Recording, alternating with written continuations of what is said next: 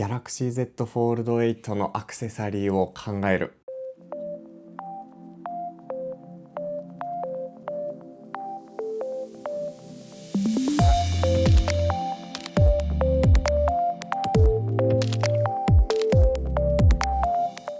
こんにちは、トバログです。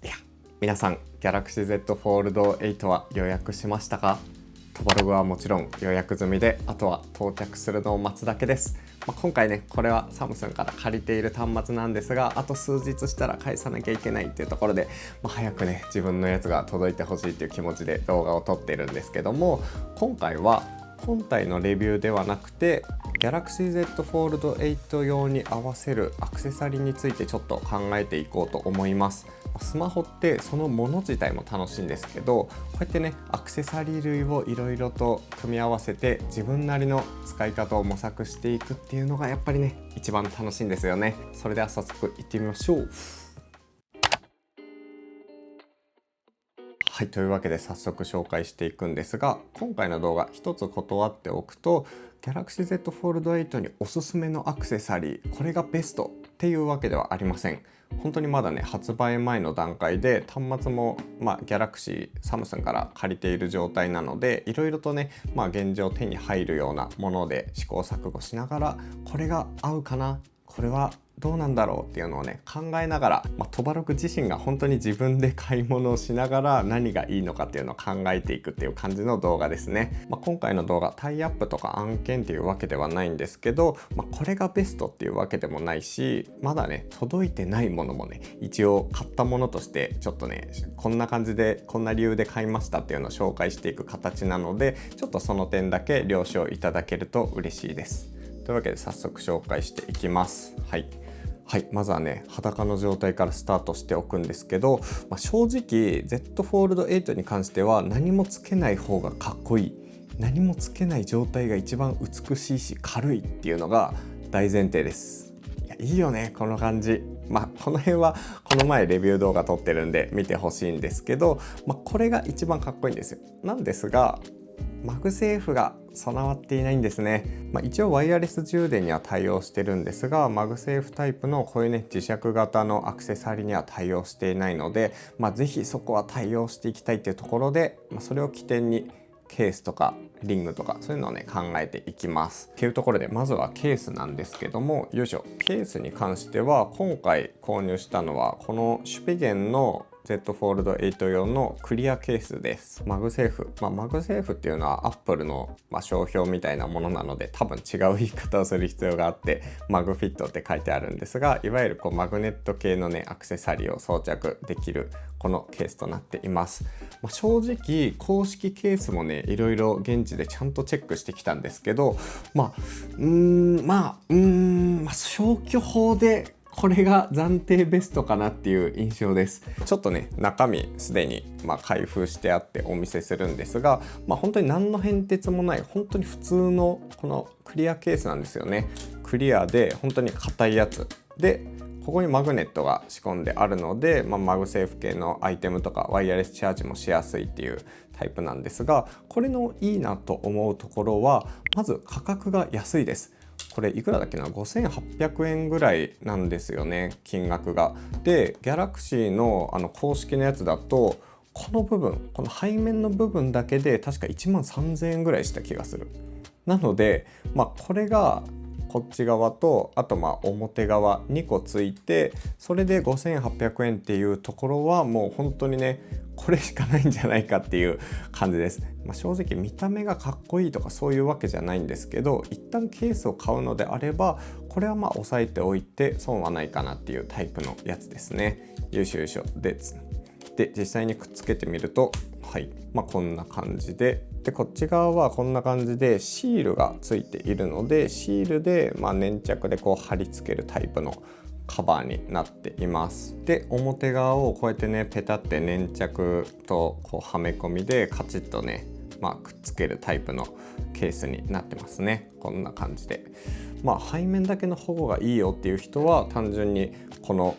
付属のこっち側を使わなければいい話だし、これでね運用もできるって考えると、シュピゲンでいいのかなっていう印象ですかね。横から見ても、左右対称でしっかりとね保護されてるし、こうやって開く時もこの滑りにくいんですよね。結構このケースをつけないよりもちゃんとこうしっかりと指紋がこうねグリップしてる感じがあって、滑りにくくなるので、これはこれでいいんじゃないかなと。でこの端末は軽さが売りで、単体だと 201g なんです。でどのぐらい重さが変わるかっていうと、はい、27g ほど変わる感じです。このケースをつけた状態でもちょっとしたね、ちょっと前のスマホ、折りたたみスマホぐらいの重さになるし、なんならそれよりも軽いからケースつけた状態でもかなり安定はしますかね。でもちろん物なので難点はあります。一つはこういうところちょっとホコリが入りやすくなるみたいなところですね。画面側これポケットとかに入れると、ここの間からね隙間からホコリがちょっと入りやすくなるかなっていうところで、もう一つはヒンジは保護しません。ヒンジは保護しない。両面ねこっちとこっち、この角の部分は保護してくれるから、普通に落としたらこの辺から落ちたら大丈夫なんですけど、当たりどころが悪いとヒンジはむき出しかなっていうところで、もう一つはこの粘着シートが黒いので、なんかクリームに合わせるとちょっとこの変なね黒い粘着部分がちょっと目立つ感じはありますかね。なんかめちゃくちゃいいケースが出るまではとりあえず両面保護してくれるし、これを使うかなって感じで、純正の色がついたこういうシリコン系のケースがあるんですけど、これに関しては、価格の割にやっぱちょっと安っぽいなって思っちゃう。あとはシリコンなので滑りにくさはあって、ある程度こう保護性能もあると思うんですけど、背面側しかないっていうところと、素材感が結構ね消しゴムみたいな感じですよね。なのでちょっと汚れやすい、こういうところに置いたりとか、手とかちょっとね汚れやすい。実際に会場に置いてあったケースもちょっと端っこの方とか黒く汚れてたりもして、そういうのを見てしまうとクリアケースでいいかなっていう感じです。ちなみにグラファイトとか黒系のモデルであれば、背面がねカーボンでできているアラミの繊維のものを使うのもいいと思うんですが、せっかくクリームを選んだのだから白系でいきたい。あと余談でまだね試してないので、これはちょっとね遊びというかジョークグッズ的なイメージなんですが、タッチペン付きの謎のケースも買ってみました。これはちょっと前の Galaxy Z Fold シリーズで展開されていたやつのオマージュというかパクリみたいなケースなんですけど、Galaxy Z Fold シリーズは前のモデルから薄さを追求するあまり S ペンが使えなくなってしまったので、こんな感じでペンついてたら便利かなっていうので、まだ届いてないので紹介はできないんですが、暫定的に購入してみたので今ここでちょっと話してみました。今後どっかで紹介する予定です。はい、続いて、これはあった方がいいだろうっていうところで、スマホリングとかスタンド、このマグセーフ系に対応した、そういうアイテムをちょっとねいくつか試しているので、これはちょっとダメだったなっていうのと、これは良かったぞっていうのがあるので、その辺をね紹介していこうと思います。Z Fold 8ってちょっと幅が広いので、テキスト入力する時とか、なんかこっちをタップしたい時とかに結構こう手を頑張って動かす必要があるんですよ。なのでスマホリングがあった方がこう安定感があるし落ちにくいっていうのが一つと、あとは開いた時にねこうやって置きながら使いたいっていうことがあるので、その辺でスタンドも必須かなっていうところから、まず今まで使ってたやつでいうと、これねピークデザインのスマホスタンド、これは使えませんでした。これマグセーフに対応した三脚ですごく質感素材感ともに最高で、黒いんですけど物としていいので使ってたんですよね。で合わせるとドゥドゥン、合わない、飛び出ます。そう、Galaxy Z Fold 8は iPhone とかと違って本体の下部分にあるんですよ。なので今までのこういうモフトとかお財布っぽいウォレット系のやつのアクセサリーは使うことができません。なので、これを合わせてもすごく変な感じになるっていう。で100歩譲って、これ単体で持ち歩けばこんな感じでよいしょ、こういう風にねスタンドとしてこうは使えるんですが、開くとねどうしても使えませんね。縦にすればいけるから、縦にすれば、角度によってはいけるんだけど位置的にちょっと難しいっていうのが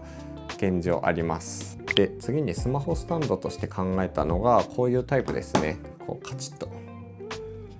こういう風に爪がねカチッとこうせり出すタイプで、これが使えたらめちゃくちゃかっこいいじゃんと思ったんですよ。それだったらマグセーフもいらないだろうし、こうやってこの辺に置いてねこうやって使えればいいかなと思ってたんですが、この開くっていう形状でこの辺につけるってなると結構こう角度も決まってるし、なんかこう縦にしたい時と横にしたい時で汎用的に使えなくてですね、これはめちゃくちゃいいなと思ったんですけど、このタイプも使えませんでしたね。これのね発想の起点となったのはこのティーンエイジエンジニアリングの CM15 っていうマイクなんですが、このマイクはここにスタンドを内蔵してるんですよ。カチッとこうやることでこんな風にね、ここがスタンドがせり出すことでマイクをこういう風に置いてここにね置きながらこうやって喋るってことができたんですけども、形状的にはちょっと難しかったですかねっていうところもありつつ、スマホスタンド兼スマホリングとして現状最適解に近いのがこれかなと思っています。よくね最近ブログとか YouTube でも見るんですけど、アルムっていうメーカーが出している G9 っていうねこういうスマホスタンドですね。まずこれデザインが結構このシュペゲンのケースをつけた Z Fold 8に割と合うんですよね。こんな感じで見た目がちょっとクールななんか白系になるので、この雰囲気は結構おしゃれっぽいっていうのが一つと、でこのね部分がシリコンでできていて、これがこんな感じでスマホリングとしても使えるんですね。ちょっと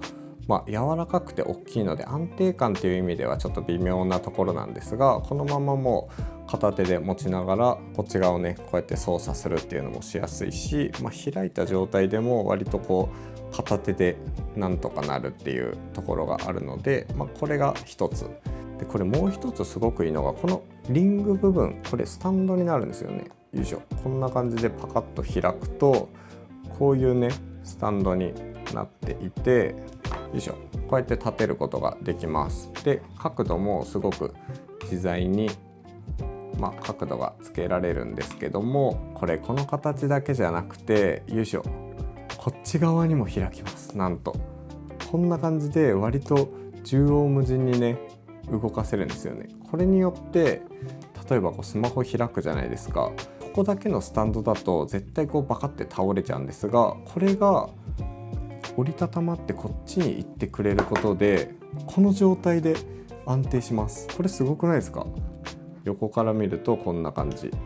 角度をこのぐらいでつけておくこともできるし、割と無段階で開くことができるのでこの状態でも保持してくれるっていう。でこれすごいのがこんな風に縦でもいけるんですよね。どっちかっていうとこの Z Fold 8を僕は縦で使うことが多くて、この状態で雑誌を読んだりすることがほとんどだからこの縦で置きたいんですが、縦までしっかりこんな感じで対応してくれるっていうのがめちゃくちゃ嬉しい。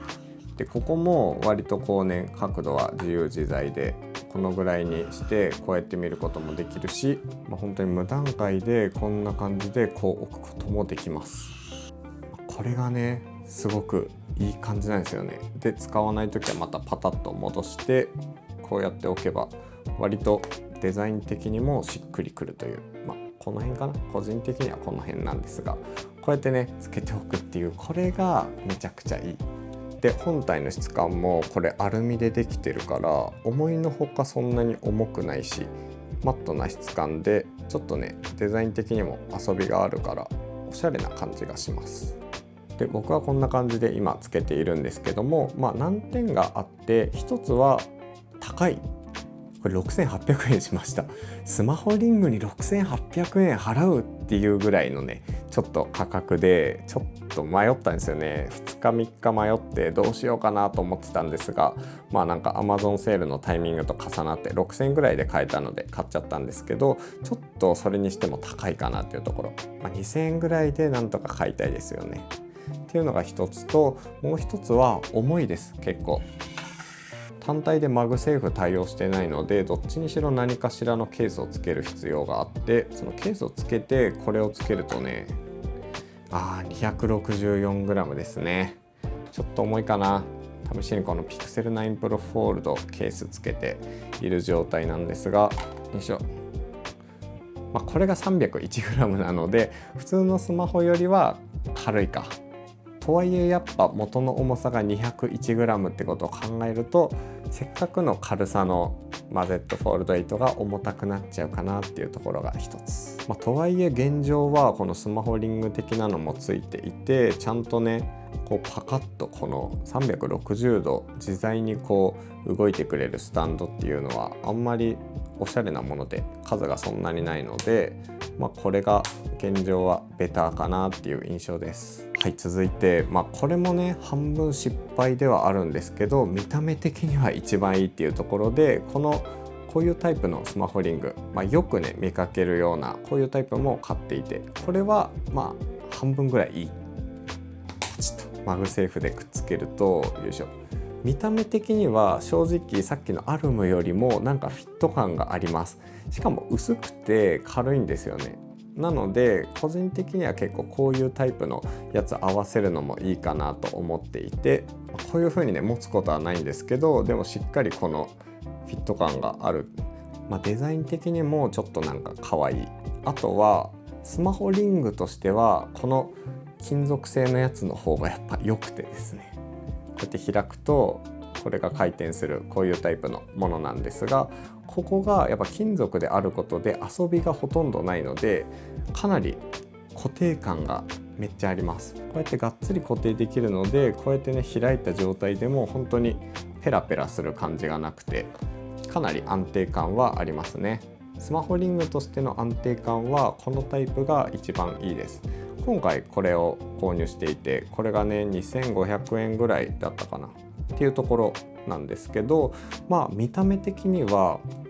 トーラスのここのゴムの部分がねオレンジ色のやつとかがあって、あれを合わせるとすごくおしゃれかなっていう感じもしています。でもトーラスのやつはなんか4500円ぐらいして、ちょっとチキってねこっちの2000円ぐらいで買えるこれにしたんですけど、結構これはこれで軽くていいかなっていう感じ。ちょ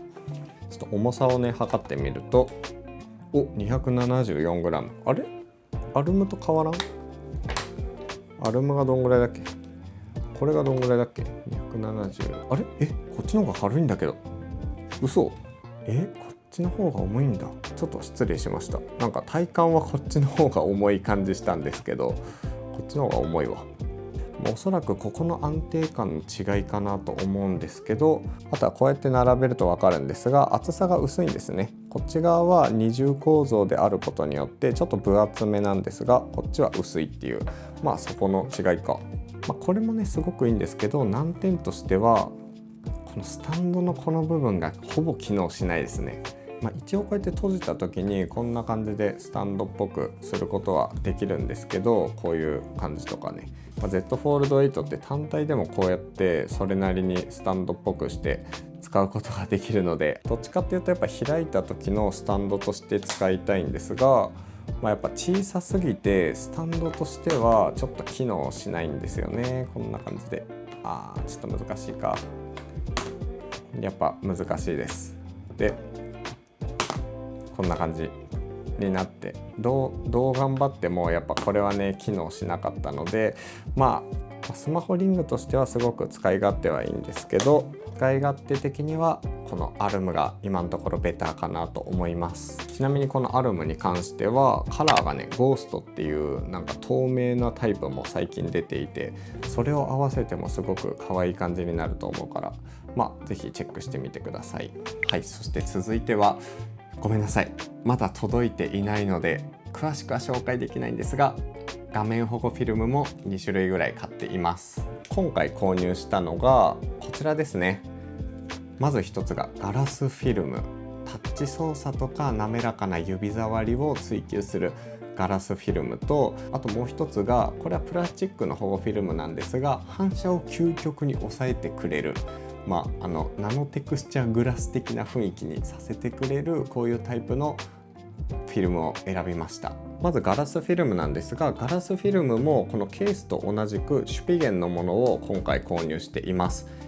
シュピゲンの回し物ではって思われるかもしれないんですが、結構冗談抜きでね、こういうシュピゲンのケースが一番使いやすいし、質もいいし貼りやすいんですよね。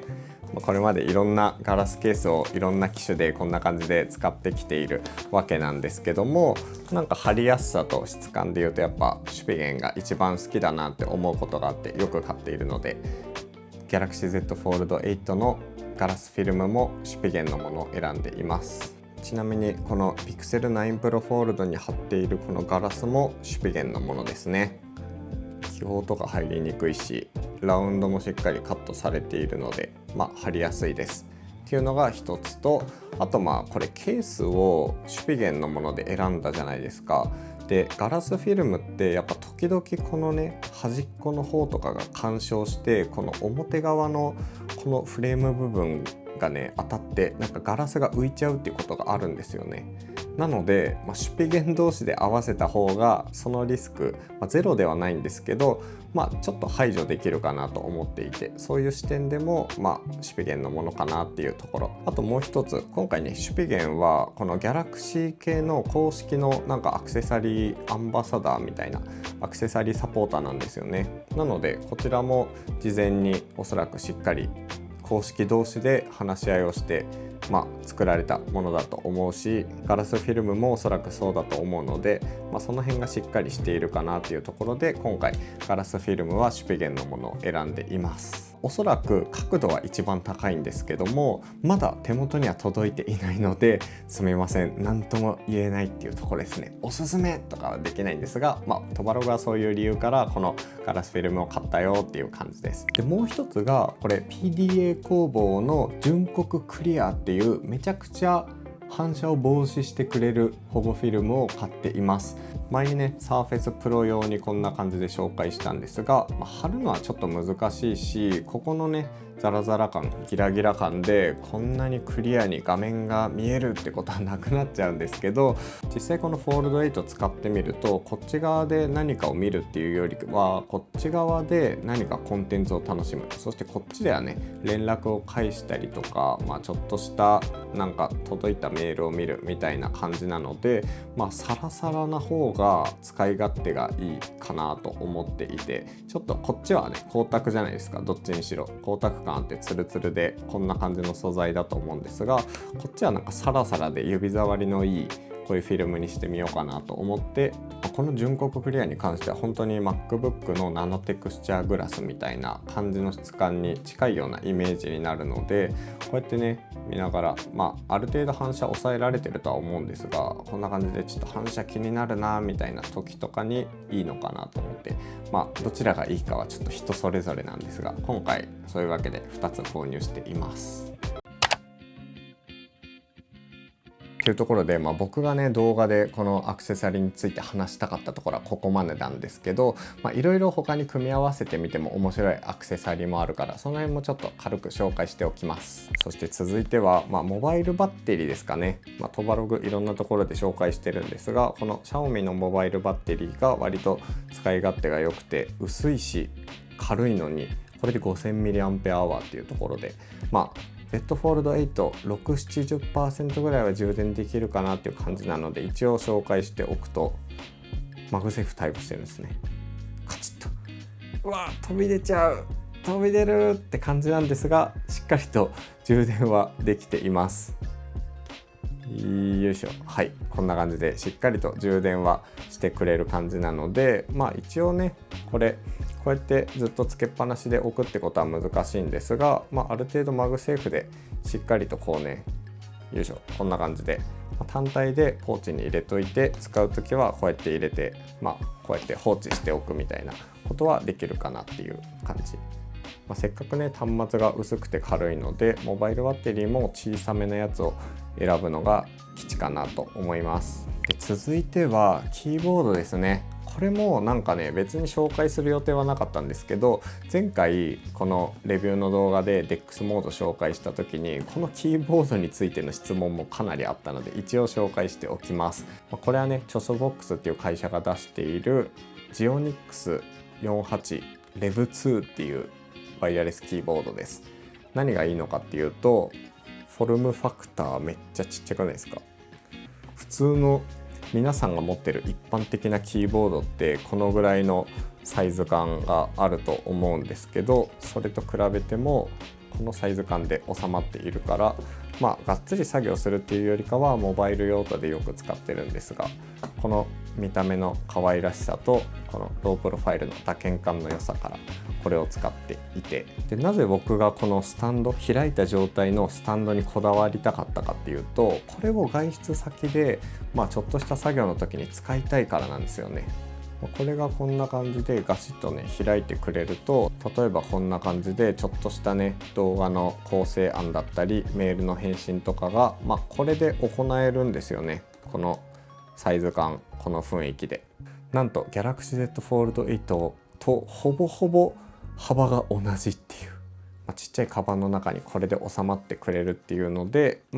いくつかキーボードあるんですが今はこれを使っています。で若干このキーボードに関してはちょっとクロート寄りなところがあるので、一般的にはこっちの方がいいのかなっていう、これはニルキンっていうメーカーが出しているワイヤレスキーボードなんですが、これがめちゃくちゃいいところはこんな感じで普通の配列、しかもこの MacBook とかのこういうねキーボードとほぼほぼ同じようなサイズ感で、使うことができて、かつここにトラックポイントを備えている。でこのトラックポイントもトラックポイントとしても使えるし、なんかどっかしら押すとこれタッチパッドなんですが点キーとしても使うことができるっていう、これが結構一般的にはいいのかなっていう。打鍵感とか見た目的にはこれが好きで僕はこっち使ってるんですけど、これもこれでこんな風に広い領域でね作業して使うっていうのがしやすいかなと思います。でトラックパッドはあるとやっぱり良くて、 Android ってスマートフォンでもこのねトラックポインターが出せるんですよね。こんな感じでカーソル操作が行えるので、簡単な作業とかちょっとしたテキストワークだったらこれで割としやすいっていうところから、 Android 端末はそういう意味でキーボードとの相性は結構いいかもしれないです。あと、Galaxy Z Fold シリーズに関してはこういうね外付けの XR グラスとかディスプレイと接続すると、DEX モードっていうデスクトップ的に使える機能が使えるので、それ用のねディスプレイとしてこういう XR グラスもあると楽しく使えると思います。これに関してはちょっと極物だし、なかなかねこの動画の中で紹介するのは難しいのでちょっとカットしちゃうんですけども、気になる人は結構前にねこんな感じで DEX モードを使ったこの動画紹介しているので、これもぜひチェックしてもらえると嬉しいです。